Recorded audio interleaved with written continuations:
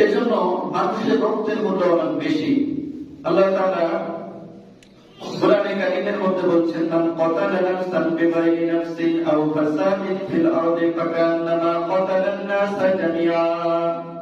যে ব্যক্তি অন্যায়ের কিসাসের বদলা ছাড়া অথবা জমিনের মধ্যে সে বিপর্যয়কারী নয় এমন ব্যক্তিকে অন্যায়ভাবে হত্যা করলো, ফাকান্নামা ক্বাতালান নাসা জামিআ, সে যেন পুরো মানবতাকে হত্যা করলো। ওয়ামান আহইয়াহা ফাকান্নামা আহইয়ান নাসা জামিআ, আর যে ব্যক্তি একটি জীবন রক্ষা করলো, কোন মানুষকে অন্যায়ের হাত থেকে হত্যা করা থেকে বিরত রাখলো, সে যেন পুরো মানবতাকে জীবন দান করলো। ওয়ামান আহইয়াহা ফাকান্নামা আহইয়ান নাসা জামিআ, যে ব্যক্তি একটি জীবনকে রক্ষা করলো, সে যেন পুরো মানবতাকে রক্ষা করলো।